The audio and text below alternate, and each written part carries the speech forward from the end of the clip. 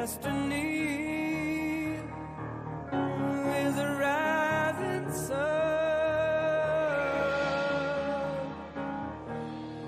Oh, I was born, 6 gun in my hand, behind a gun, I make my final stand. That's why they call me bad company, and I can't deny.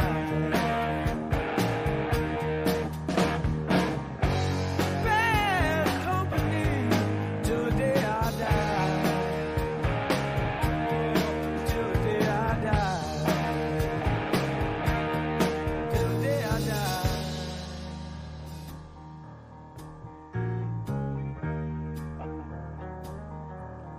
Rebel souls, deserters we are called, chose a gun and threw away the sword.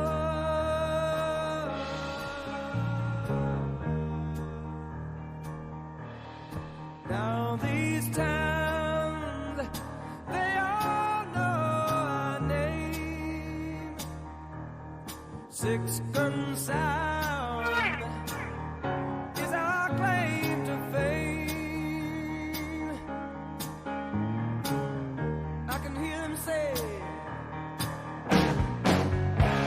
bad company, and I won't deny.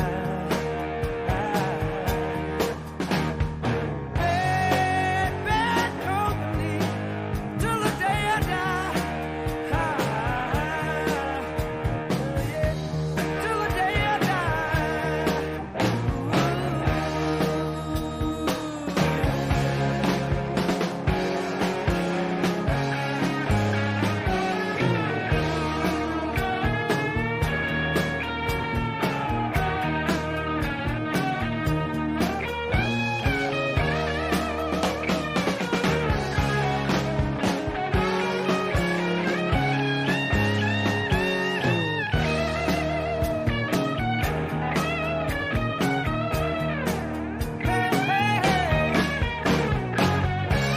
Bad company, I can't deny.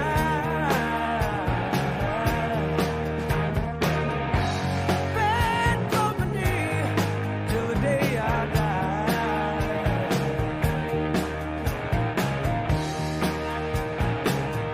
What I said,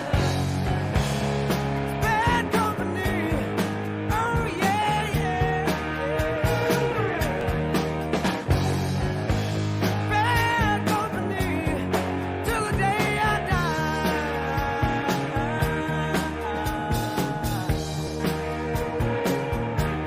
Whoa, yes. I'm young and I'm free. Oh, but I'm bad.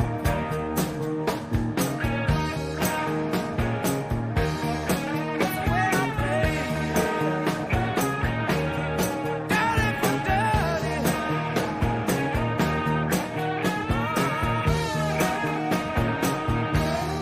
Somebody come around.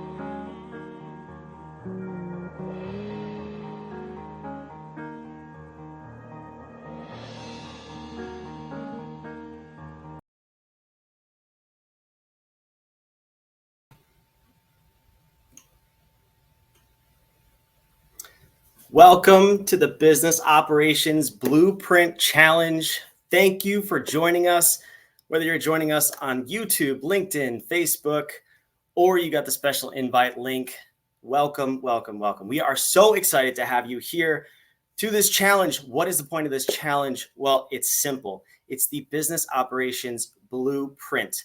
By the end of these 5 days, our commitment to you is to give you a blueprint to navigate your business through the economic uncertainty that we find ourselves in the world. And we're going to do that in just 5 days, 1 hour a day, live here with us. And of course, at no cost for this general session. Now, I want to caution you. Typically, as human beings, we tend to disregard things that we don't pay for or we don't pay a lot for. And that is a crucial mistake that you could make in this challenge. Even though it is a free challenge, my ask to you is that you treat this like you paid $1,000, $2,000, $10,000 to be here. Because quite honestly, that's the value that we're going to give you by showing up. If you treat this like it is your priority for the next 5 days, I promise you will walk away with more than just a blueprint. You will walk away with the confidence to navigate your business through any economic situation that we may find ourselves in the next 6 to 12 months. Now, that being said, you did have the opportunity at checkout to upgrade to VIP. I do want to encourage you to go ahead and do that if you have not already. Fun fact, we had a little technological issues over the past literally 30 minutes before we started this broadcast, and that landing page is down. So in the comments here, we're going to have one of our team members, Joe, drop his email. It's going to be joe@whatif.com. And what if you see is all over the screen here. It's spelled a little bit differently. Email Joe. He'll get you set up if you want to upgrade to VIP, and you will have access to all of the insane bonuses that come with that throughout the course of the week. Real quick, I want to tell you about what those are so you don't miss out. You will get after this general session, we have 30 minutes of VIP access. That's going to be with Sean, who I'll introduce here in a second, and any of our special guests from that day. You're going to get one-on-one and an opportunity to ask questions, get personalized answers to your business, get clarification on anything we talked about throughout the day. And really just get your questions answered and get more in-depth answers to those questions. The other thing you're going to get by upgrading to VIP is 1 month of our BAM Mastermind. This is the Business Accelerator Mastermind. It is a call once a week on Tuesdays, and you get to join these calls just for the cost of upgrading to VIP. VIP is $197. These calls alone will normally cost you $397 a month. You're also going to get a one-on-one review of your bad assessment, which we'll talk about in just a second, but you should have gotten an email to take that. That is the assessment we use to figure out where your business is right now. You're going to get a one-on-one review with one of our FCOOs, our fractional COOs. That could be myself or someone else from our team, and really see exactly where your business is right now. You're also going to get one module of our BOMB course. Now, this course is valued at $10,000. We're going to give you 10% of that course just for upgrading to VIP. You could see how that justifiably we could charge $1,000 for. We're not charging anything for it. It comes with the VIP upgrade. You are also going to get on top of all of that, you're going to get the first 10 people are going to get the second tier of our BAM Mastermind. That comes with one-on-one coaching with one of our fractional COOs, and that service is valued at $1,000 a month. So I'm not that good at math. I don't know what all that adds up to, but it's a lot, and you're only going to get it for $197. Now, before we go any further, I do want to address this. I'm not here to sell you on anything. This is not a sales pitch. That was the last time I'm going to mention VIP. You do have the opportunity to upgrade throughout the rest of today and up until the challenge starts tomorrow. I'm not going to talk about that again. The purpose of this challenge, like I said, is to give you the blueprint and the roadmap for your business. We're not going to talk about anything we have to sell you. Our presenters are going to come on here. They're going to talk about what they do, not to sell you. They're going to help you build that blueprint and that roadmap for your business. The next time we'll talk about any opportunity to work with us and buy something from us is not until Thursday. Thursday is a very big deal. We have an insane offer for you, but put your wallets away. That's not why we're here. We're here to deliver insane value so that you have what we promised you would have at the end of these 5 days. Now, who is What If? What's a what if? Why did they spell it wrong? I know you have all these questions, right? What If is a business accelerator. What we do is we help your company grow. our founder, who you're going to hear from in just a second, Sean Delaney. He has an insane background that I will go over with you, but he, as a consultant and a fractional COO for the past 25 years, he has been there, done that. He's been through economic highs and lows, and he's been with the biggest companies in the world and the smallest companies in the world. He can get you from point A to point B in your business, and there's a roadmap to get you there. So I said we had a bad assessment, right? It's not a bad assessment. It's actually very good. It's just called the Business Architecture Diagnostic. We'll also put a link to that in the chat in a second. If you have not already taken that, like I said, it did come in an email when you registered. I want you to take that assessment. That's what we're going to be diving into today. And this will identify a score for you, an actual numerical score in the 10 key areas of business that Sean has identified here at What If that you need to not only know, but master in order for your business to grow and thrive in any economy, but especially in the one we are in right now. So when you take this assessment, it will take you 8 minutes. And I can prove that because we have the averages on our spreadsheet.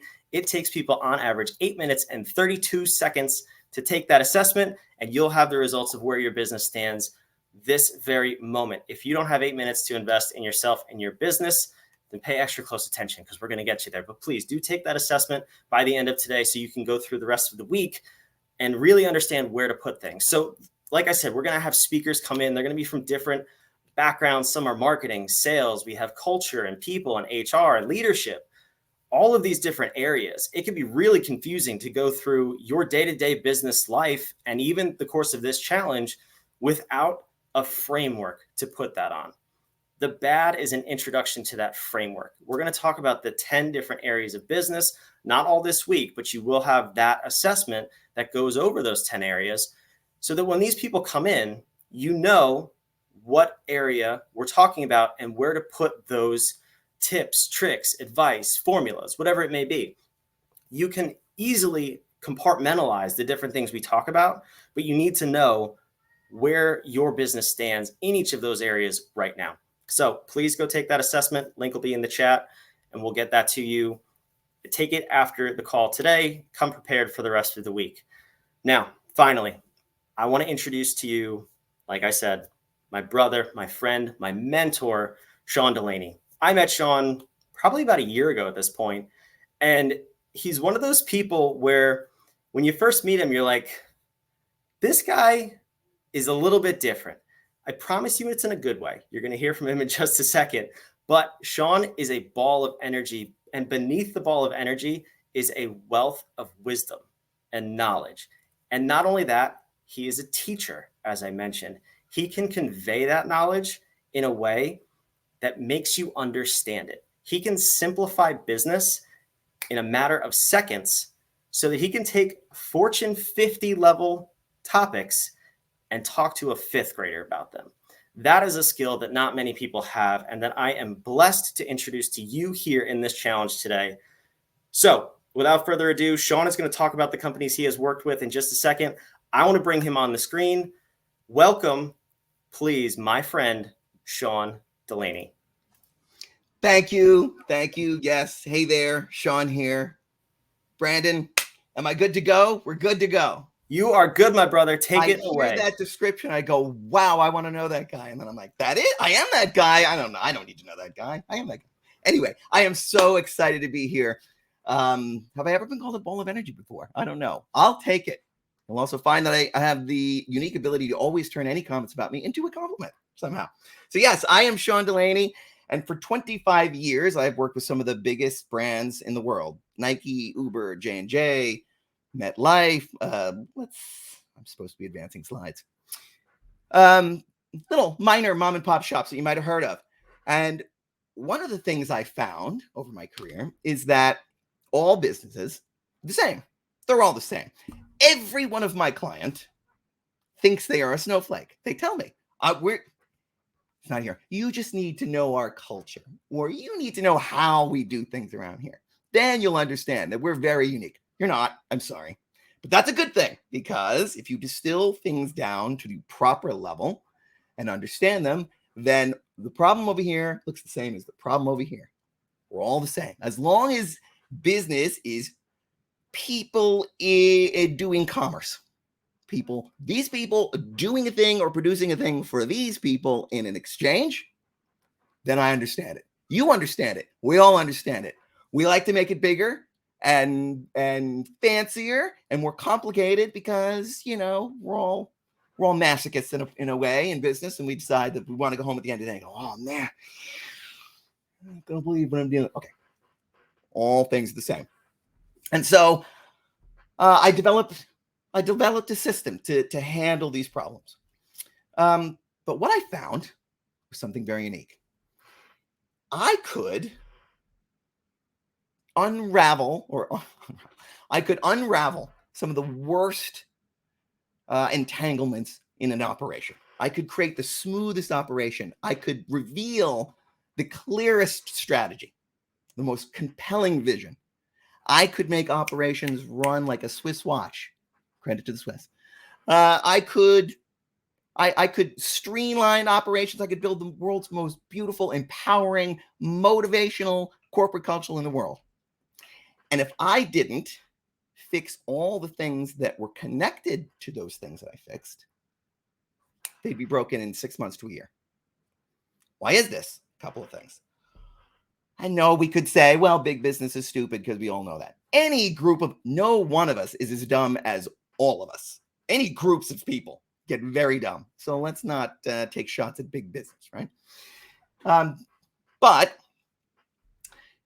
if you don't change all the things that are connected to the things that you're changing, and you don't teach people the underlying principles for how you built that foundation, those things that you built will be eroded if someone's not there as a steward. This is how a constitutional democracy can erode its own foundation when the very people in charge of it now don't understand the rules that are in it. Let's not take knocks at senators and government. It's an easy shot, but it's true. If you don't understand the whys of the system that are there and you start monkeying with stuff, that one pin you just pulled was the thing holding it all together. What are we doing? So I had to not only expand the problems that I was finding to get to the root causes of things, but also know that any change I made here was going to have an effect on all kinds of other things, and make changes there, and then teach people a context for how to run the thing. Not just going to build you a car and hand you the keys. We're also going to teach you to drive it.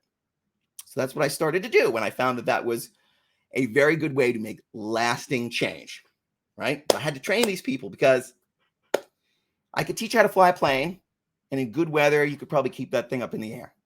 But when a storm comes, if you don't know how the thing works, if you don't know the principles of lift, thrust, weight, and drag. I don't know. Is Colonel Hansen here? We'll ask him later. But if you don't understand those 4 forces of flight, you're not going to be able to pivot.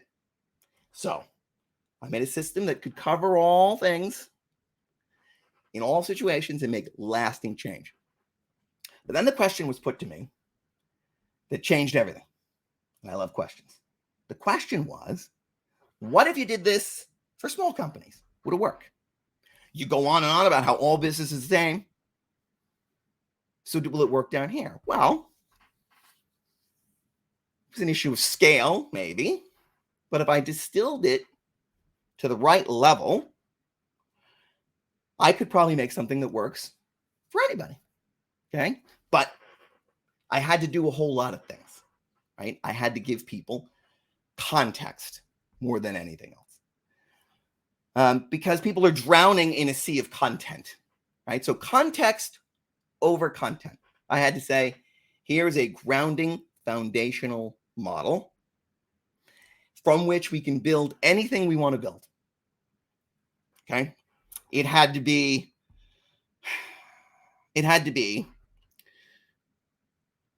simple enough that people could understand it, flexible enough that it could help you pivot and we could flex it to where you are so it would meet you where you are.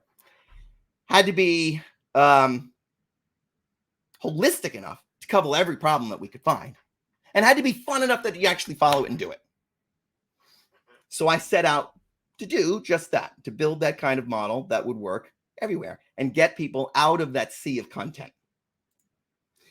And so I started with a diagnostic. I said, could I create a business architecture diagnostic that a entrepreneur could deploy to their business in simple set of questions, right? 5 questions per topic. Could I get people to self-diagnose their business, get a report that told them exactly what was wrong and exactly how to fix them? That would be insanely valuable to them. And it'd be a tool I could use anywhere. And so that's then what I created. To designed in order to ascertain whether people had the right foundational knowledge and connections in place between all things. Because here's the beautiful thing that happens with entrepreneurs. It's different than with large companies. That entrepreneurs, so large companies, there's a lot of difference, right? Large companies have entirely different massive ecosystems with politics and forces and boards and shareholders and all kinds of stuff that you don't have to deal with. But what entrepreneurs don't have is the structure where there's a lot of experts around you protecting you from the things you don't know. You can rise to the top of a large corporation, have a smattering of understanding of things, be great in your lane, and go very far. But as an entrepreneur, you're all things for all people at all times, potentially. And so what happens is entrepreneurs get into business because they had a great idea. They either got tired of the big corporate thing and then came here and found out, oh, all the things I was used to other people doing, they're not doing. And I didn't pay enough attention. Or they say, I have a great idea. And they fall ass backwards into a business. Pardon my French. Is business French? Anyway, pardon my French. They fall ass backwards into a business because they had this product or service, and now they're piecing things together, right? They know on some level that they're getting big enough that now we got to hire people. I know there's a way to do that, so I'm going to piece together some kind of HR thing. And now I got people, and I'm over here, and I'm not really leading them well. Maybe I take a leadership course, and then I know there's processes and procedures and systems and automations and project management tools, and we can be very slacktive all day, feeling that we're active, but really slacking off, right? We're working on all those kinds of things that are fun, right? And so they Frankenstein monster together a business, and they lumber along, and then they look at that business and they go, look at it. It's making $2 million a year. Isn't it great? Well, that 2 should be 20. I mean, it's lumbering along. You're in it, so you can't see that there are issues with it, right? It's your baby. You don't know that. Low lighting is this baby's friend.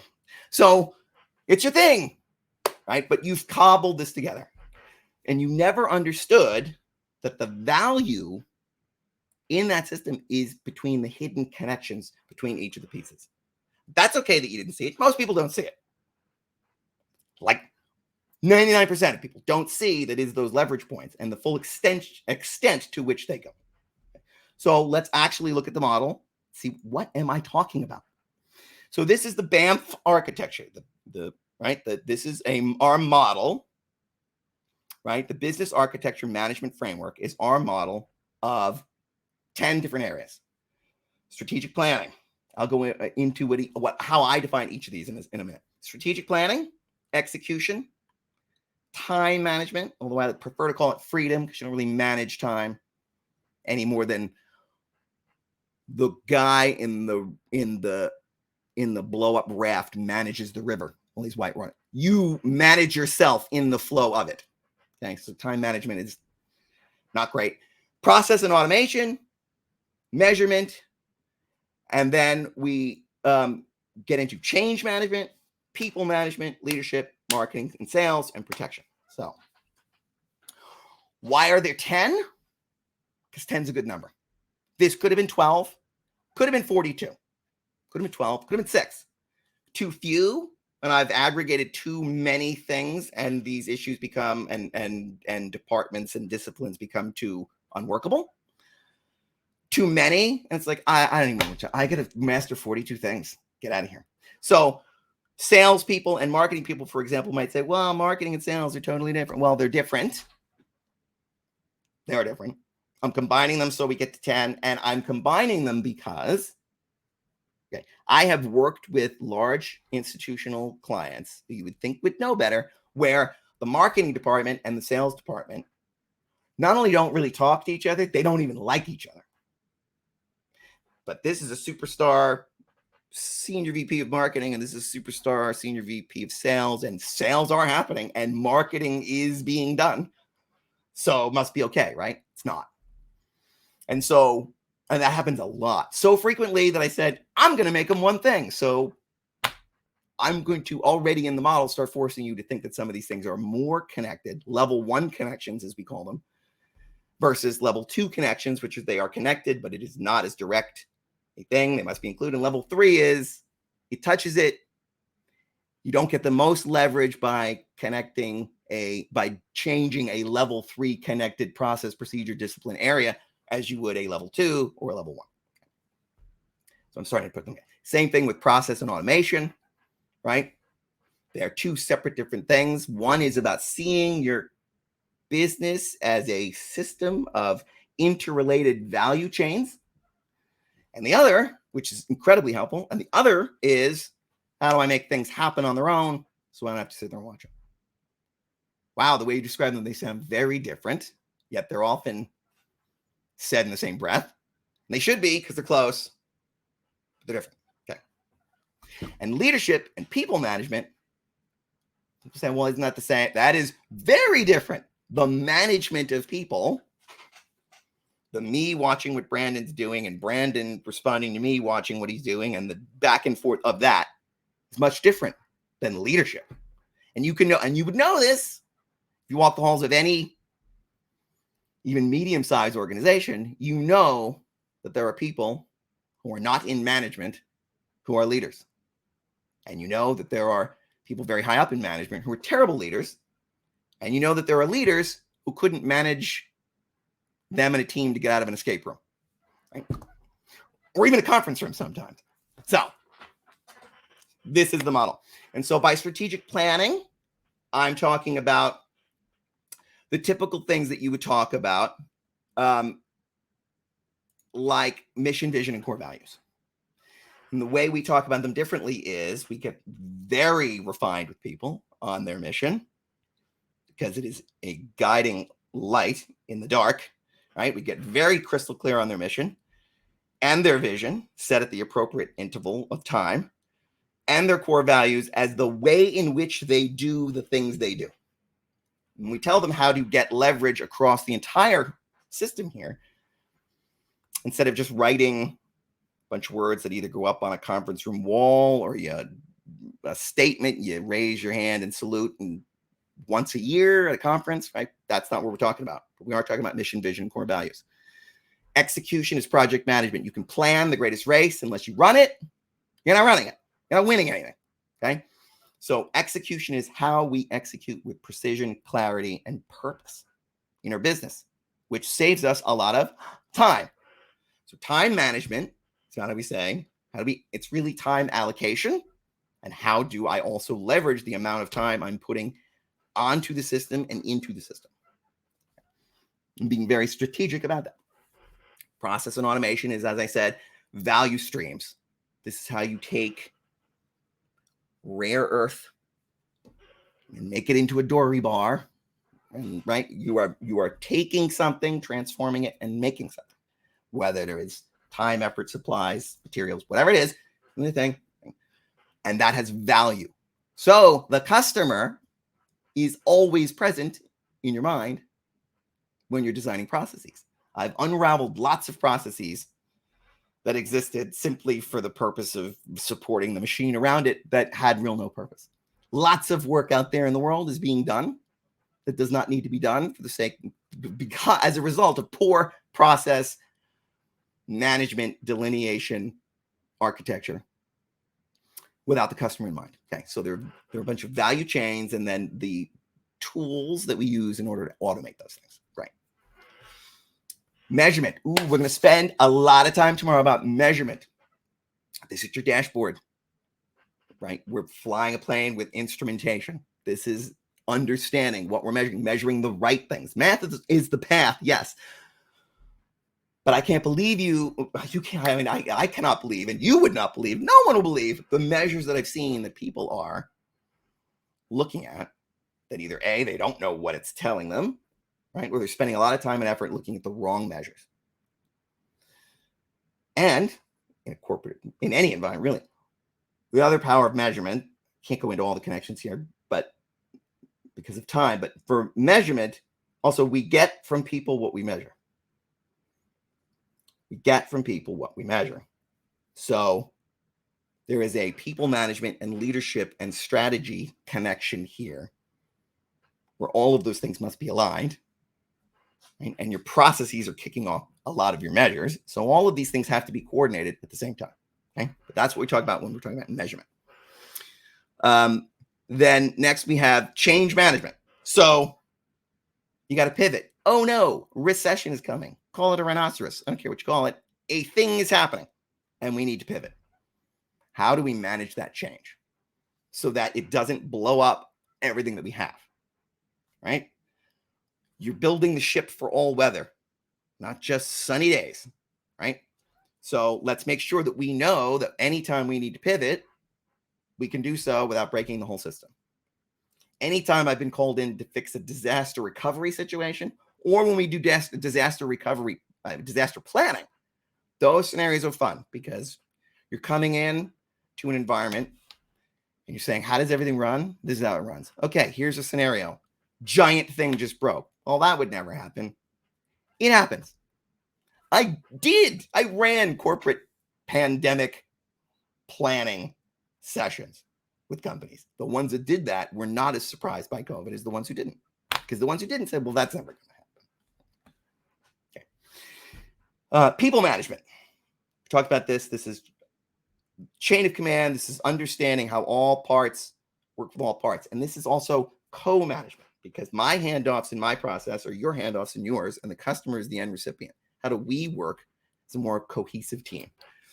And how are we manage through that? Leadership is tied to the vision and the mission and the goal setting and the rallying cry, but also the calm when we need calm, the steady hand on the till when that is necessary. This can come from any level. I'm not talking about architectural, structural, hierarchical leadership. Okay, I'm talking about leadership in toto. And then we've got so there was something else I wanted to say around that, but I don't want to, in the interest of time, I'll come back to that. Then we've got marketing and sales. We talked about this. Marketing is the, hey, we are doing things. And then sales is the process of, I don't want to say close, right? This isn't a pitch close kind of thing. But the sales is the actual agreement of an exchange, right? Okay? But marketing and sales combined, let's not get hung up on the words for right now. Architecturally, we'll say this is the engine of revenue. Together, that's a fair description. We'll just think of them as the engine of revenue. And then protection. I am a lawyer. I'm not your lawyer. I am a lawyer. So here, if we talk about legal things, it will be in the rarefied airs of hyperbole and speculation, but not specific, because we don't have that attorney-client relationship. So we'll just get at that. But so, and I don't lead with being a lawyer. I want people to grow to hate me. I don't want them to hate me right off the bat. So, okay, we don't talk about that. But protection is not just legal, it's intellectual property, protection of that. It is protection of your people, protection from an insurance standpoint, a legal standpoint. Are we getting all the right advice? Tax protection. This is like nobody jumps for joy when we cover that model, but it's very important. Helps us sleep sound at night. That is the model. Okay. So the energy here is, we're going to bring this down now because we're going to talk about what we're here to talk about, which is the recession proofing of your business. So where are we in the model? Let's ground in this. This is foundational, grounding, timeless. Okay? That's the energy we're playing. So recessions happened, or other problems happening, right? But we're talking about recession. We're talking about strategic planning. Did something massive change beneath me that makes my entire business irrelevant? We'll go there. Ask those questions. We're going to talk about process and automation. We're going to talk about measurement tomorrow. So tomorrow we're going to talk about what do we need to measure here in preparation. Where am I really? This is getting your blood work done. This is figuring it out. Before I am ready to run a marathon in a hurricane, I got to know the metrics. So we're going to tell you what's important beforehand, get you dialed in there. We're going to talk about leadership through this kind of thing. I've got a company. If we're all panicking, if we're making decisions, if we're reducing, if we're automating more and not having as many employees, how do we manage through that? How do we lead through that? Huge, important things. We're going to have experts on that come in later in the week. We even have a decorated retired Army colonel talk about leadership through the toughest of times. Okay, phenomenal. That'll be in one of the VIP rooms. Marketing and sales, we're having two brilliant luminary experts come in and talk about what you're going to need to do in the next 6 to 12 months to handle this. And then we're going to talk about protection, right? Financial, largely. Okay. That's where we are. So right now I'm going to talk about strategic planning. So we can think of this. Here's what happens with our brains, with some new thing that we're just encountering. What in the ever-loving, right? What am I looking at? And so what can happen is we go into fight or flight mode, which really just is us saying, I need to protect myself. I'm scared. And I need to like wall things in. And that makes us feel a little bit safer. So the problem seems a little smaller, but not very much safer. And what it does is it has us thinking about problems in a way that disrupts our value chain and puts our business in jeopardy more than it was before. See, because if we remove the box and say, it's not really about me, okay, alone. If I'm in some kind of mastermind or have expert counsel around me, it's me and them. I'm kind of the me and the world against this. It is not a problem unique to me. We can get into that someday, but today we're talking about recession, which is everyone. And it's really not about me protecting myself. It's about me still providing value to my customer. Because if I can do that, I can survive. Let's just take that in right there for a second. If I can do that thing, if I can still serve others, my business is fine. But we got to think about our strategy very critically, because my mission is to serve a particular audience, resolve a particular problem. That could be through a service or a product, right? And so has that audience gone away? Right? There are no more left-handed cavemen on the planet. Regardless of what you might think of my brother-in-law. I'm kidding. I love my brothers-in-law. Are we live streaming this? We are. Love you. Right. Regardless of what, there are no more left-handed cavemen in the world. And that was my business, was helping them do left-handed caveman stuff. So that's a problem. Now, does anyone else still have that problem? Because I know how to solve the problem, right? But if that is unique to that population, the population is gone, then I got a problem. Right? It's one kind of problem. The other kind of problem is they still exist, but the thing I was giving them is gone or no longer needed, right? That's another way to look at this. And so we can say, am I Smith Corona, the at one time world's biggest and strongest and bestest in all ways typewriter company, who saw a change coming, could only pivot enough to say, well, we're going to make the best word processors. Not enough. Gone. They were that until the day they closed their doors. Or we're Kodak, and we were focused on film. We realized film stating us. I realized there are people on here who don't even have the benefit of remembering driving up to a photo booth. They had little booths, like tall booths.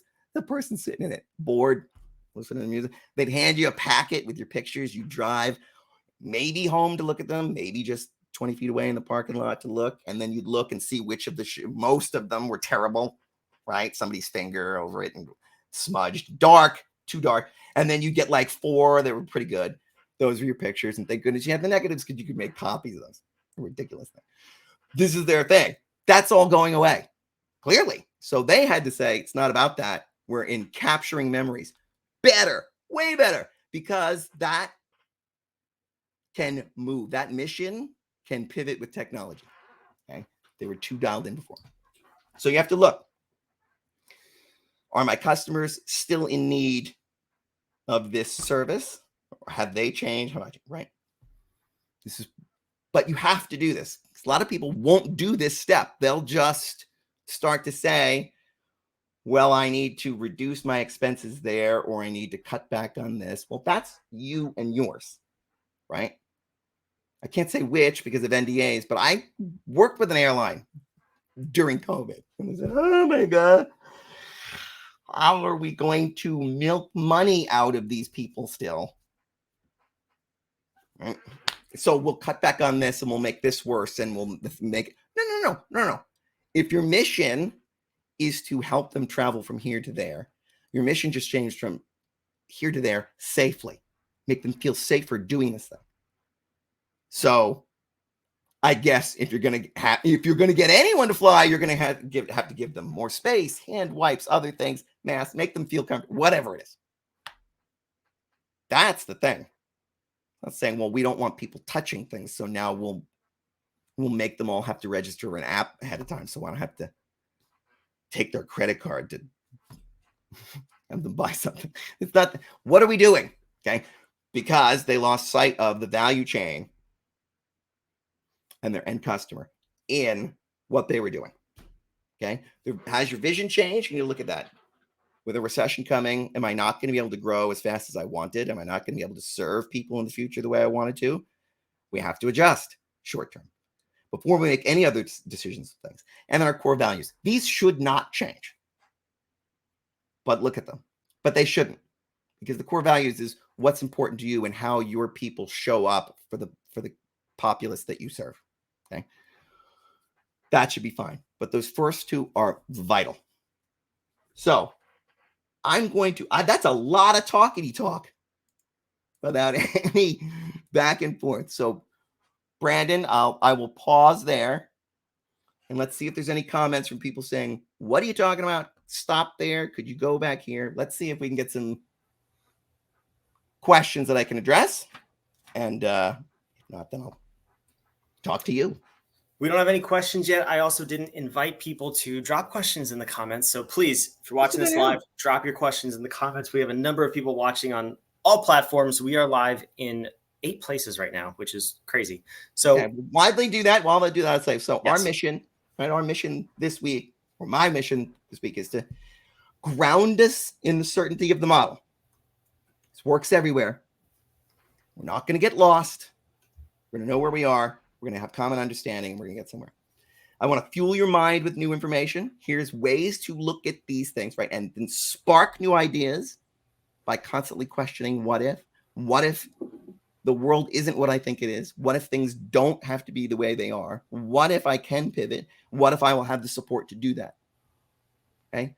And then send you on your way with a plan from each of these experts to say, I heard from 7 really smart people who are experts in these things, and they gave me some solid advice that I now can connect to a framework to make sense of all it, and I know exactly what to do over the next 6 months. That's my mission for today, the first part of that. Rest of that is the rest of the week. Absolutely. So we talked about it in the beginning, and we put the link in the chat to go take your BAD assessment. Can you elaborate a little bit on, this 8-minute assessment? You've done this with Nike, Uber, Johnson & Johnson, the names we can't say because of NDAs.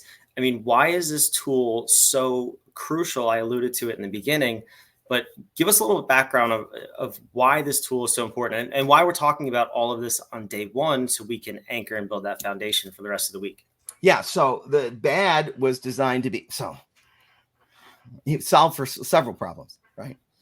If I go in to a client and say, you're doing it wrong, sometimes they go, well, you can't tell me, who are you to tell me I'm doing? You just got here.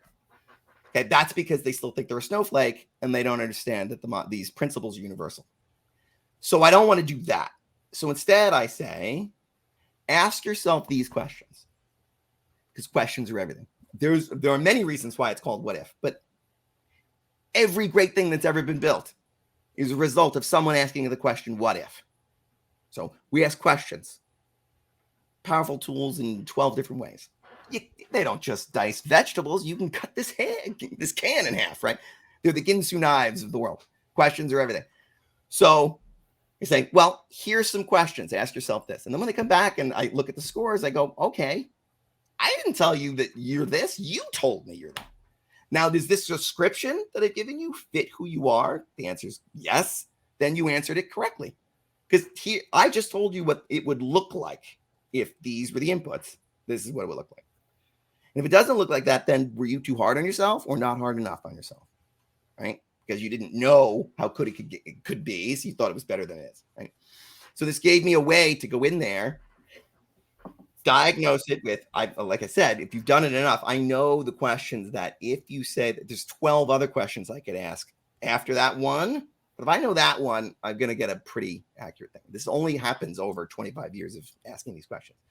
So it was designed to just be very easily answered questions on a sliding scale, sort of your metrics. And then we talk about, does this then describe your business? Okay, great. Well, good news. We have exactly the roadmap that you can go, and I'm not telling you that I have the only answer. This is the roadmap. These are the things to go fix. Well, gee, Sean, if you found the problem, maybe you should fix them. Sure, let's have that conversation. Maybe it's right, maybe it's not. Maybe we can't, right? But you know what your problems are. And you can anybody's fix that, right? So it was a way to get past that initial, not really sure. And now it tells you, okay, this is the way. The sheer value in saying, ask these questions, ask them again next year, ask them again next year. It's my gift to you. You keep asking these questions of these areas and you will have a very dialed in business, period. And so it was a way to give massive value, get past those initial, I'm not really sure what we're talking about, conversations, and then have a framework to work with over time. And then clients that we do work with, we together ask those questions and they go, wow, my first scores were abysmal. Now they're pretty darn good. Yes. And a year from now, they'll be stellar and there'll be no stopping you. But okay. So that was why that was there. And then the power of the framework, when we talked about it, there's too much content out there in the world. If you have this, we have clients that once they had this, they said, no, it's amazing. I go to a seminar and I know exactly where everything they're talking about fits in my model. And I can take more out of everything and less of what I don't need. I'm now laser focused when I get new information and see new things because I know right where it should go and I can cut away all the stuff that's just noise and nonsense. That's how it works. And you alluded to my next question, my follow-up question, which was how often should you take the assessment? And the real question behind that is, what's a feasible timeline for someone to, let's say they have a problem with change management, right? And they consult with us and we can fix that issue. How quickly should they expect to see results and to see results show up on that assessment, regardless of the area that it's in? If you've never taken it before, you're going to see massive upticks right away because the delta is just so big, right? We're going to be cutting right to, this is exactly what you need to change right now for the biggest thing. If they're phenomenal, and which never happens, I want to find them, but if they're phenomenal and they in everything and there's just small gaps, I mean, that you're not going to see that as quickly, right? But I guess it's the size of the problem and the size of the organizational inertia that you'll find, right? If you're dealing with titans, I mean, moving a large institutional Fortune 500 client is like moving the Titanic around the iceberg. It's a long, slow turn, right? Unless something happens to them that blows their business sideways and they have no hope but to do it. It's a long, slow thing. That's why I prefer working one of the many reasons I prefer working with smaller clients, because if they are all in line and they can get their people to do all the things and they can get out of their own way and not resist. Well, I think I still know best. You don't. So just here's what we do, and you do it. It's like with anything. Gee, personal trainer, how quickly can I see results? I don't know. Are you eating a Twinkie right now? Because I think I can see you. You're on Zoom, right? It's going to be a while. No, you're going to do every single thing and not think you know best. You're going to see results right away. So that's no answer, but it's an answer. It's a very accurate answer, which is it kind of depends on where they are, the inertia we're facing, and the size and scope of their problem. But difference with this is there will be a change, and it will get fixed, and it will get maximized, because we're not going to just fix that one thing. It's like if I went to the doctor and said, hey, doc, my arm, it's kind of feeling it's heavy, it's kind of numb, and these, right? So and I'm pretty sure it's a nerve thing. So look at my nerves. He goes, well, yeah, okay, but I'm going to listen to your heart. I'm going to listen, and I'm going to take your, no. It's nerves. Check it out. I don't even really need you up here on my shoulder. Certainly leave my spine alone. It's this. Really, it's these two fingers too, and this is the worst. There. Just work on my pinky. Go ahead. See, no. You want, let's establish what you want with crystal clarity. It is this pain is this. I want this symptom to go away. Great. Now we'll find it, because it could be 11 other things. 9 in our model, right? So let's say, well, I want you to fix.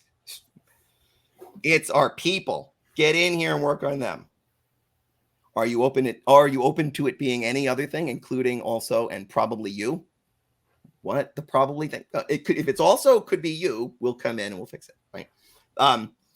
So we're solving things where the problems are holistically, rather than just in that microcosm. So when we're told the problem, we make sure that before we start on anything, that we all agree that might not be the problem. So problem finding and holistic fixing is a part of the answer, and that takes time.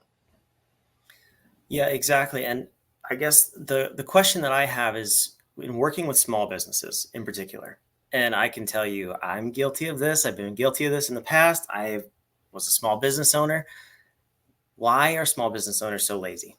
And what I mean by that is, why do we typically not prepare in advance for situations like this? We know the economy runs in cycles, right? There is a recession on average once every 7 years, and there's a deep recession once every 15 or so years. That's not me making that up. And as a matter of fact, if you watching have not seen Ray Dalio's video, I think it's like a 15-20 minute video on how the economy works. It explains all of that in detail. I highly suggest you go watch that video, because that kind of sets up this question, which is, we know it's coming.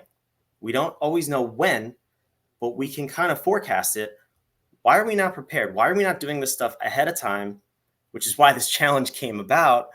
But tell me that. So why do you see that small business owners in particular are lazy and not planning? Because you did hint at your Fortune 50 clients were always planning in advance for stuff like this. First things first, everyone's lazy. Okay.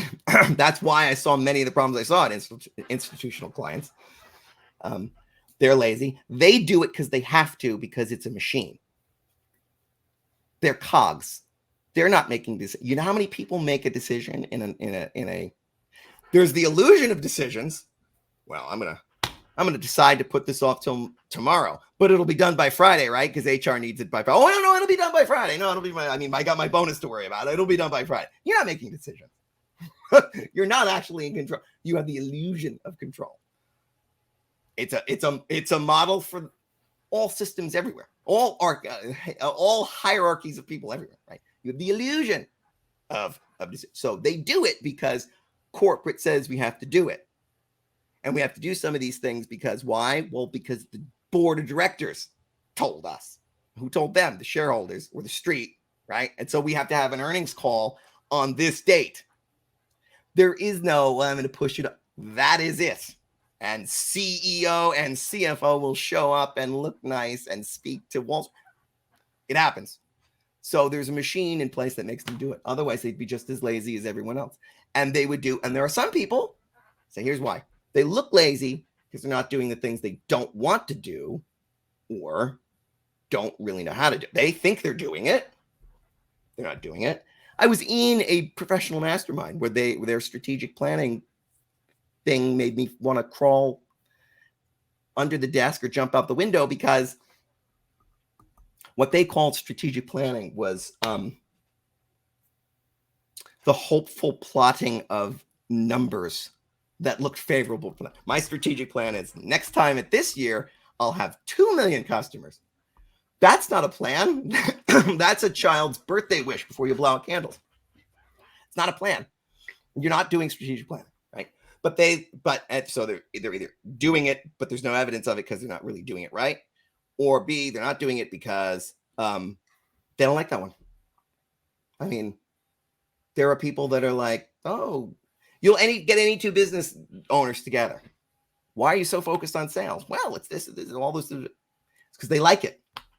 They see it as what it is. And this person doesn't like it. Well, why weren't you doing? I can't do sales yet. I'm still in the planning phase. They love strategic planning. I love strategic planning. That's my jam. Let's do that all day. No, we now have to run the race.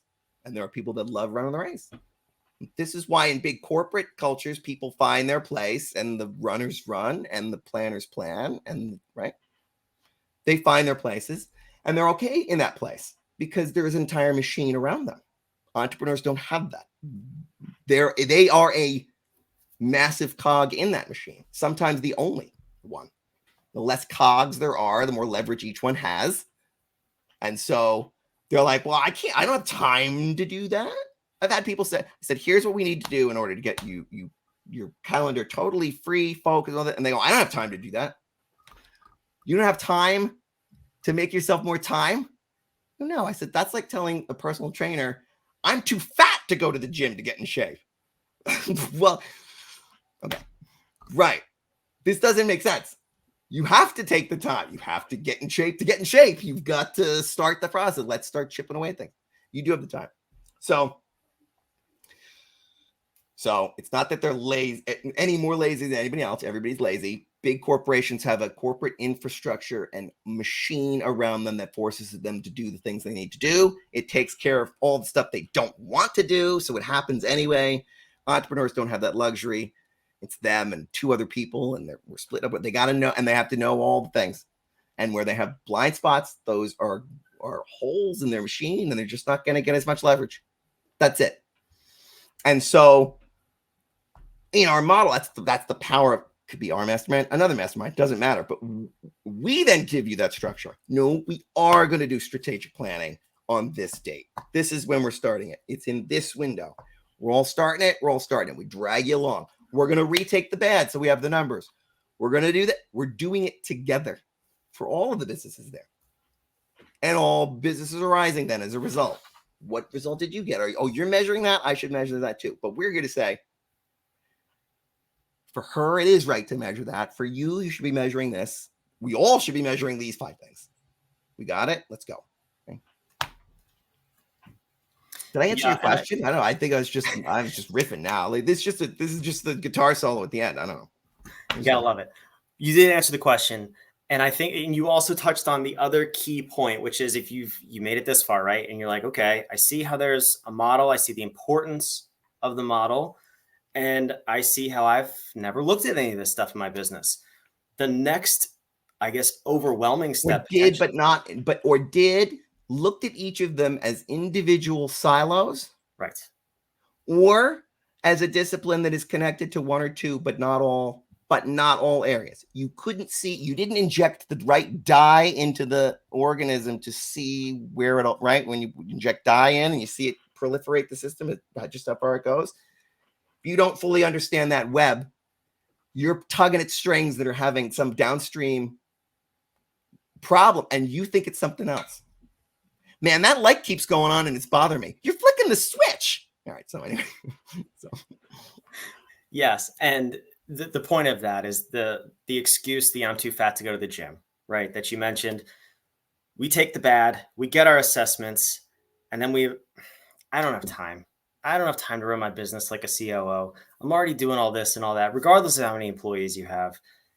That, it's, to me, that's what I hear from most people. And I'm sure you've heard this a number of times, is the biggest roadblock, because it's a comfortability factor, right? It's like, I've made it this far. I might be a little uncomfortable, but I'm not dying. I'm not going out of business. What is the last step to get somebody over that hump? Is it the community of people around them doing the same thing and moving forward? Is it a mindset issue? Do we need to slap them through a Zoom call on the computer? How do you get people from, I know I need to, now I'm going to? So I know we're not here to talk about the mastermind, but I'm going to talk about the mastermind just because the answer is why I built what I built in the mastermind is the answer to the question, which is, it depends on the person, but it could be they just don't see it, right? Okay. Earlier you said something and I wanted to make it the point that happy times make for happy people and hard times make hard people, right? And it's like when we're depressed, kind of, we don't see any hope, so we're all here together and we can't see better ways to do things, right? And then we're good times, man, we're rolling, and we don't plan for disaster because we live in disaster. It's all we see. We can't plan for anything good, right? There's those people, we never hear from them. And then there's the ones that it's happy times all day. We're not going to plan for disaster because it's never going to happen. And then it does, right? So these people don't know how to deal with that's coming because they don't live in it. And these people don't know how to deal with the good times and can't prosper even when the disaster hasn't come, okay? And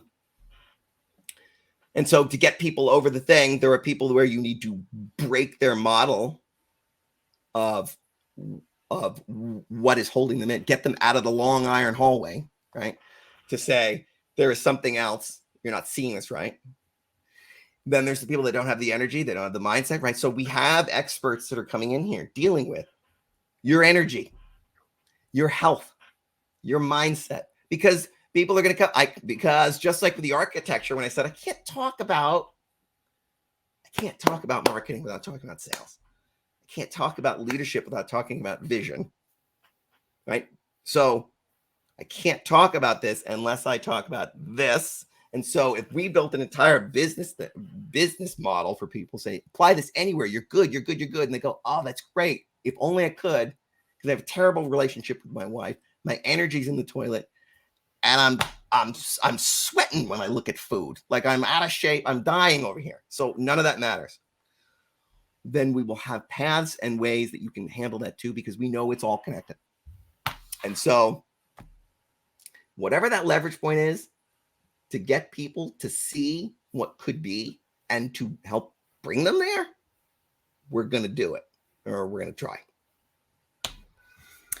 Amen to that. And yes, that was a little bit of an insight into our mastermind and all the people we have there. We have gone over, as I asked you and begged you in the beginning, to please forgive us if we do that. There's so much to talk about. We have 10 parts of this architecture, and we're only going to talk about 4 this week. So thank you for sticking with us. I hope you got a ton of value out of today. And today was just the beginning. Today is the foundation of the rest of the week. We have 4 more days. We're going to look at sales, marketing, numbers. Tomorrow's numbers for all my nerds out there who love numbers. Sean, I'm looking at you. We are going to look at numbers tomorrow. We're going to have a great time doing it with a special guest. Right now, we are going to hop over to a VIP session with both of our good friend, Gene Good. Do you want to tease that a little bit? And then I will close this out for the day, I promise. So we talked about, so there's a lot of fear. So now we're going to start getting into helping us get some of these fears put to rest. And so one of the things is, oh no, if tough times are coming, that's bad for both my business and me personally. My finances are going to be impacted. Somebody, anybody, give me some clarity and comfort and confidence that I'm doing the right things. What should I be thinking about? We have an amazing all-star financial whiz, somebody who understands both business owners and and entrepreneurs, business owners, family people. She understands all the things, and she's going to be talking about all things finance, personal and professional, and You're gonna love her because I don't love a lot of people. Kidding, I love everybody. Well, thank you, Sean. We will see you over there in just a few minutes. But for right now, let's jump back to these slides real quick. So we said we would cover the foundation. We did that. I'm going to speed through this because I already told you we're over on time and we got to head over to the VIP session. So you see it on the screen there. Email jstapleton@whatif.com. Unfortunately, we're having those technical difficulties, but if you say to us you want to join us in VIP, drop it in the comments, email Joe, and we will hook you up. We'll get that figured out. You'll have VIP and all the special bonuses for the rest of the week. That's it for today. We're going to go over to VIP. We will see you tomorrow. Wherever you're watching this, whatever platform you're on, it will be live streamed again tomorrow. I can't wait to see you there. If you have any questions, email us, email Joe, drop it in the comments, and we will address them on screen live as best as possible. We're heading over to VIP, upgrade, and we'll see you there. Chose a gun and threw away the sun.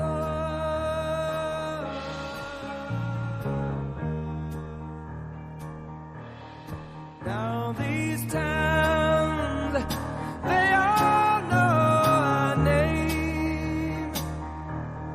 6 gun sound.